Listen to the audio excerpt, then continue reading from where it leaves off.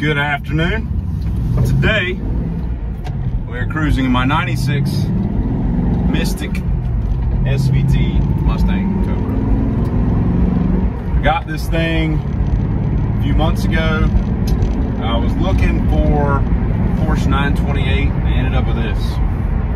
But it currently has 13,174 original miles.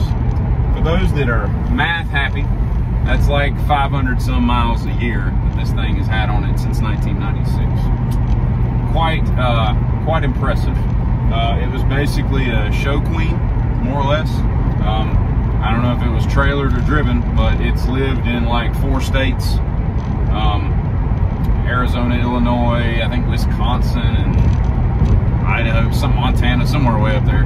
And now it is in the deep south. What's impressive the most about this is the Mystic color, which is the, I don't know if it's BASF or BASF, I've heard both, but that company hooked up with SVT and Ford back in the early 90s and made this color changing Mystic paint, which is quite unique. It goes from amber to gold to purple and green. It mostly looks like a purple car with like green underneath it most of the time, but when it's really sunny it turns green, and you can catch it being amber and gold a little bit less of the time, but it is 4 different distinct colors, and it's absolutely immaculate. It's beautiful. I hope no one ever scratches this thing, because I would hate to have to try to blend it in and do whatever the special witchcraft they got to do to make this thing look pretty. But of the examples of Mystic 96 Cobras on planet Earth, which there are only 1,990 of in black leather to begin with, there were like 9 that they made in cloth for some reason. So there's less than 2,000 of these things. You gotta figure that several hundred of them have been either clapped out or wrapped around trees by prodigious youth. But this has got to be one of the nicest examples on the planet of this era and whatnot. It is absolutely immaculate. It absolutely drives like it's brand new. I had a 99 GT that I bought with 1,500 miles on it that a dealer had been driving for a month or so, and this thing drives better than that. Like it's so stiff and precise. The steering is exactly where you want it. I mean, it's a Mustang, don't get me wrong. We're not driving a Ferrari 458 here or a Porsche 930. This is a Mustang Cobra. The GT moniker that they slap on these Mustangs, these are not Grand Touring cars by any stretch of the imagination. But it sounds cool, GT. Well, we put that on all kinds of cars, you know, over the years. But a little background on this. This is the SN95 chassis designator that came out in the 94, 95 years, and then extended up to 98, and then they come out with what is now called the New Edge Mustangs that started in 99. And I had a 99, I liked it, but there was always something awesome about the SN95, because I'm gonna tell you what, you put one of these things on Cobra R wheels, lowered 1.5 inches, and put some exhaust on it, and they just, the stance, everything, wider tire, they just look mean. They're so mean. It's a beautiful body. Yeah, it sits a little high. It's got that 4x4 look on it from the factory. And why they don't do stuff like that from the factory, maybe it's mileage, maybe it's cost cutting, whatever, but you know, there's a reason, you know, why, you know, high performance cars are lowered and they do certain things from the factory. It's because it's a better performance addition to the car. And if that's what your market is, then why wouldn't you do it? But at any rate, this car has, like I said, 13,178 miles. What are we doing here? And so it's not even close to broken in, right? And the only modifications that have been done to this car, it's got a stubby antenna, because, you know, it's got some like 20% tint on it. It has a short throw MGW shifter, which I'll get to in a moment. And what was the other thing? There was something else. Maybe that was it. Yeah, if there's something else, I'll remember it later. But that's basically it. Otherwise, it is exactly as it came off the factory floor. There is nothing else done to it. It still has all the stickers on the body panels, on the mufflers. Everything is stock. Now, my intentions with this car, I just wanted to go back to when I had a GT, because when I bought the GT, couldn't afford a Cobra because it was like another $4 or $5 grand, and just didn't have it back then. And yeah, you pay a premium for finding a car with 13,000 miles that's never seen the rain and yada yada yada, but you get what you pay for. And you know, unfortunately, I started looking for this thing when car prices are just a little bit insane right now, but it's okay. Okay, that's what money's for. You make more of it. Okay, and this is an investment. You know, I may make $600 on this thing. I may make 10 grand. Who knows? I don't really care. But I knew going into it that buying it was going to be fairly easy to unload, just because it is so immaculate. If it had been a black car or a red car, probably wouldn't have been as concerned. It probably wouldn't have done anything, but I always liked the Mystic. The Mystic came out, as getting back to what I was saying earlier, it came out in '96. This was the very first production model car that ever had multi-changing color paint, whatever you want to call it, on a production vehicle. So this is the beginning of everything. And from, you know, the new modular engine that they stuck in this thing to get away from the 5.0 that was, you know, just old school technology, and push it into the more modular age, as they came to be called. This paint scheme was kind of thrown in there as, you know, hey, look at what we've done, let's make it special, right? So this is a Mystic. 96 is Mystic. In 03, and I want to say 04, I can't remember, but 03 they come out with Mr. Chrome, which was the same type of thing, was a slightly different hues on the paint and whatnot. But this was what they call Mystic. So sometimes you hear the words exchanged with one another, and it's not exactly accurate. To be absolutely precise, this is Mystic. Later came Mr. Chrome. Always wanted an 03, 04 Terminator, but those things are still in the, you know, close to 40 grand for really low mile examples, and but that is a beast of a car. But nevertheless, back to the 96. So I wanted a Cobra, couldn't afford a Cobra. That's cool, whatever. And so when I saw this in Mystic and the low miles and just the pictures were just stunning. I mean, it's like going back in time and buying this thing off the showroom floor. It really is. I just changed the oil on it today for the first time. Mobil 1 synthetic, 5W30, 7 quarts. Unlike what Ford claims it's needed in this thing.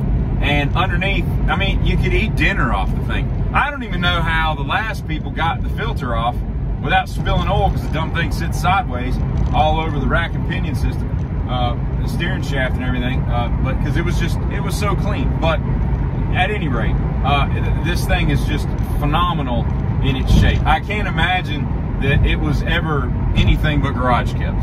And if it wasn't, the dude must have meticulously gone over it with Q-tips as soon as he got it back inside his garage. The guy I bought it from was outside of Chicago, heated garage, so I know he took care of it the way it should have been. And I'm only assuming that the 3 previous owners did as well, because it really is, it's like going back to 1996 and saying, hey, I can afford a Cobra now. So what makes the Cobra different from the GT? Well, obviously, it's the same motor, but it's a dual overhead cam system on the motor itself. You know, and this block, the modular block, as they, like I said, became to be known, they came from an Italian company called Texid. They take TEKSID, and they still make like some of the most solid blocks that you can, like if you're going to build one of these, Texid blocks are the way to go. But they put that together and send the block over, and the GT gets, you know, in 96, I think it had, I know the 99 had 265. I want to say the 96 had 235, 245, something like that. And might have been 230. At any rate, this comes out, dual overhead conversion, different revs, makes its power at different points, but it's 305 horsepower at 5,800 RPMs and 300 foot-pounds of torque at 4,800 RPMs. This thing redlines at like 66, 68, somewhere around in there. I mean, it's a high revving motor, which all modular engines are. The modular engine started in 92. They put it in a Crown Vic. They built it up and went into the Lincoln, and they put a dual overhead cam version. They said, hey, you know what, this would go good. the Cobra. So they plunked it in here, and dual 2-man teams. I think mine's made by Cottrell and Stewart, 2 guys that basically work together to hand build each engine, and in Dearborn where these were manufactured. And I think the motors were built in a different part, and they'd send it over and put it on the assembly line and all that. But the things that made the Cobra different, other than the power plant, it's got white face gauges on it. It's got round, the fascia, the front fascia and the bumper has got round lights. And let's see, it's got on the back, it says Cobra in the back bumper. It's got snake emblems. That was the other thing that I've changed. As soon as I got into town, I ordered a snake emblem for the front, because it's so stupid to have the Pony GT emblem for a Cobra, and it looks just so much better with the Cobra on the front. So I took that off and put the Cobra emblem. So now there's a Cobra on the front and then on the sides from the factory. What else? There was a special spoiler that was put on these. I got to tell you, these leather seats are 1,000 times more comfortable than the cloth that I had in my 99, and they're just so comfortable, which is weird because they lean back. Like if I put my head on the, I mean, it's just an odd position, even to go straight up with it. It's just a weird seat, but nobody rides like that, so it's all good. But yeah, so that's that. But they've got let me try to think if I'm missing anything on the Cobra side of it. I don't think I am, but I probably am. Obviously all Cobras are like the Z06, like the Vipers, like a lot of specialty cars like this. These were all manual. You could not get an automatic Cobra. If somebody ever tries to sell you one, I want to check what's going on, because they've either swapped it or they're lying to you. And I don't know why you would swap it. Yeah, these Tremec, well, I think this was a Borg Warner still before Tremec bought them out. But this is a Borg Warner Tremec T45, identical transmission. They just changed names of the company. They're not made for huge horsepower, which 305 at the time was a good amount of power for the mid-90s. The Camaro and the Pontiac put out still a little bit more. They always had more power. Of course, you're looking at a 350 compared to this little 281, because this is a really small engine. I mean, this is smaller than what they put in the things when Mustangs were built in the 60s. But it does all its revs at the high. I mean, it likes to get up and breathe. Like, you get this thing out in the higher revs, and that's what's so great about it is, and I'm gonna tell you, I have driven dozens and dozens of these motors, and they're awesome engines. There's an SN95 convertible with Celine 17s on it. It's just funny seeing these things, because most of them are so ragged out. It's crazy. And when people that are into Mustangs or cars in general see this, like at the gas station where they're like, wow. I had this one dude a few weeks ago. He's like, man, I like what you did to that paint. I'm like, I didn't do anything but buy it.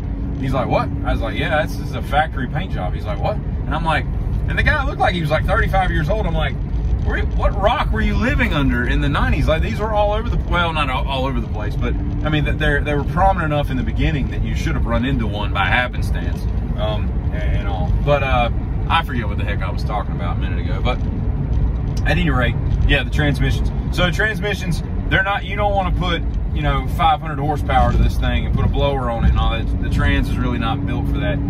Bumping up to a T56 or a 6-speed out of something would obviously be a much better thing. And if you're a complete loser, you can always put a slush box in it, but no fan of that. There's no fun in that for anybody, okay? And you don't want to leave that to your kids. They're going to be like, well, now I got to sell a car because I don't want, it's only got 2 pedals. But anyway, the plans I have for this car, the main complaint out of this car is, and quote me if I'm wrong, but this has 327 gears in the rear axle, and they suck, okay? It's too tall of a gear. It's ridiculous. These things come alive with 410, 411, or even 430s. I think I'm going to put 430s in it, and I realize that gears don't give you any more horsepower, but they do make you feel like you got 1,000 more horsepower. So my plan is to put on gears. I'm probably going to lower it, but of course I'm going to keep everything that comes off of it. so I can always put it back or sell it to the next guy or whatever I end up doing. And then of course I got to do the exhaust, because these are some of the meanest sounding engines. My plan is to put a BBK H pipe and then a Magna pack on it. There's so many different things you can do to Mustangs. You go on YouTube and you listen to them, you're like, oh, I like that. Then you hear something else and it's like, oh, I like that better. And it took me a while to decide, but I think that's what I'm gonna go for. I'm not gonna put headers on it. I'm just gonna leave. I just want it to be loud, because what's beautiful about these is they rev so high that, you know, you can wind them out. I mean, I'm at 4,000 now, but the gears are just so, that gear, it's just too tall. It's too tall for its own good. Doesn't need to be that way. And gears make this thing come alive. Completely changes the complexity of how you drive this thing, and that's cool.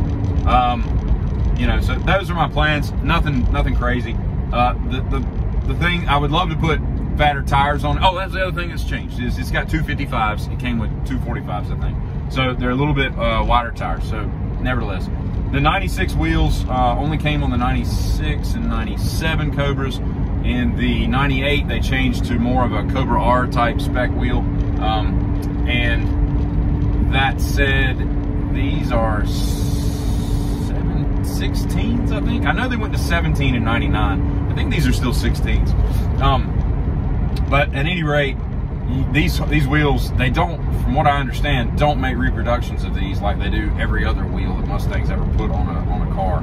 And so these things are really valuable because you just can't find them anymore. And I'll show you here in a minute after I wait for this bus to unload, or maybe not, they're not stopping. I'll show you which ones we're talking about, but these are the factory wheels. Like I said, everything else on this, other than the 4 things I named in that front Cobra insignia, are as Ford decided it should be. Now, as for the things that I like and dislike about the car, you know, you can't see it, but I'll show you later.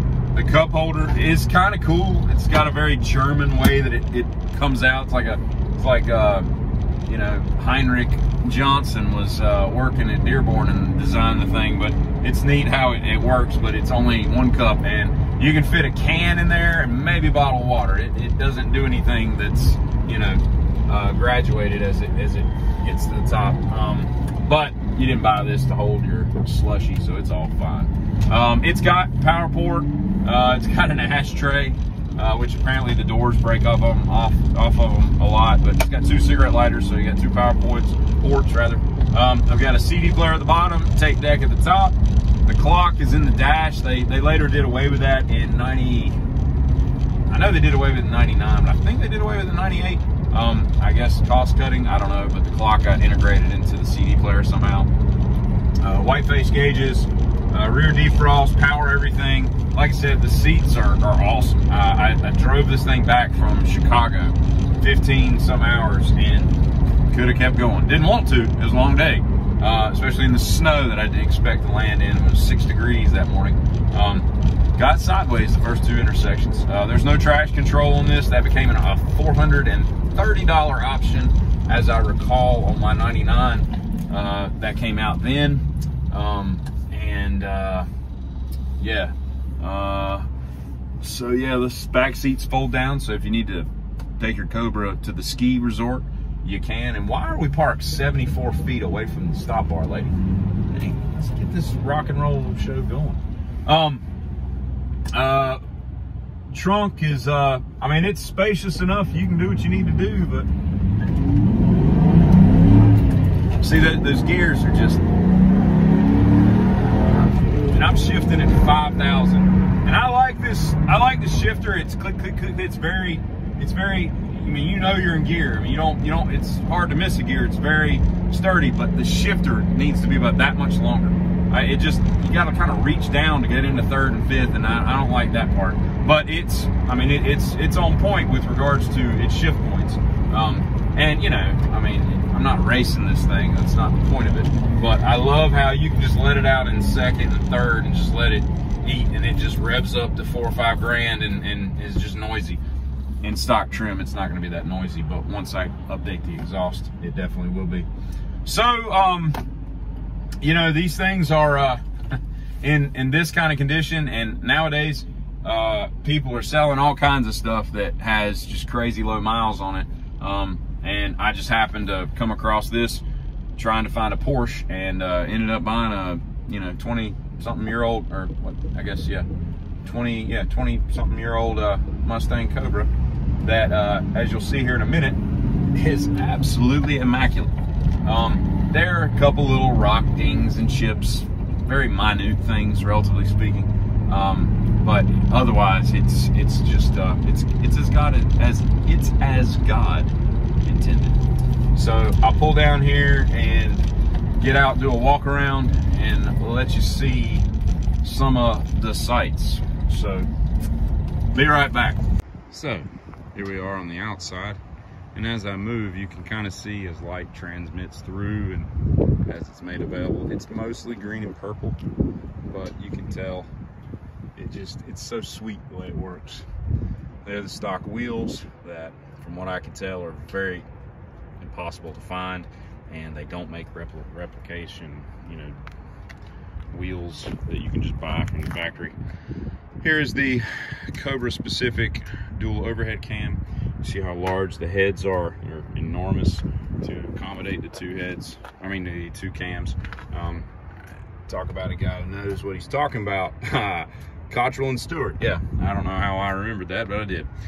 Specific intake, you've got the strut bar brace that goes across that, if I'm not mistaken, was not available on the GT models.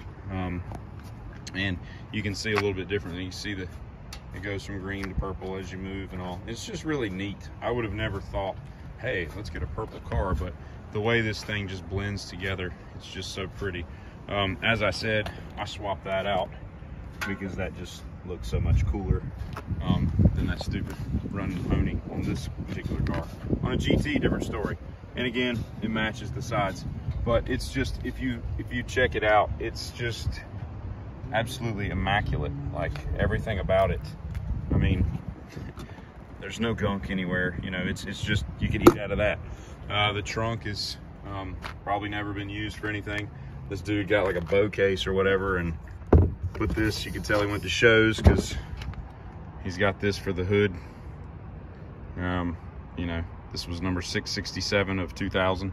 So you put that, prop that in the hood at a car show, and thought that was kind of neat to throw that in there. But you know, everything, I recently washed it, but I didn't do a great job. I just kind of went over it real quick. But yeah, it's you can't tell amber and gold today. It's mostly green and purple, just because of how overcast it is. But again, other than the floor mats being a little dirty, I mean, you're talking, that's as worn as the seats get, because the other one is just perfect. Back seats, again, probably never sat in until my youngest one rode back there a few weeks ago. The white face gauges that I mentioned, shifter, and you see it feels a lot shorter than my 99, but I don't know. There's the clock that they later deleted off the dash, at least in 99, radio, tape deck, and then CD player. The traction control ended up being right there in the 99 models. And here's your cup holder, your ashtray, which apparently this door is the one I mentioned is prone to break. I know it did in the early 93, 95s and all that, because they're always talking about fixing them. And then you got this, we got Maiden and Post Malone. Look at that. And then this is your German made. I mean, that's straight out of Mercedes-Benz right there. And then you got your fog lights, and if you were so inclined to keep your change there, I don't know why you would, but leather wrapped parking brake, leather wrapped steering wheel, leather wrapped shifter, which this is obviously not the stock shifter, or also Cobra components of it. But otherwise, it's just a fun car, man. It's, you know, pony cars were meant to be light. They were meant to be quick, but not, you know, overly fast. And they're just fun, and they sound good. And this one is no different. So that is where we're at on that as we close out today's review of the Mystic, the Van Morrison edition into the Mystic. Thanks for watching. Like and subscribe so I can keep doing more of this crap. Giddy up.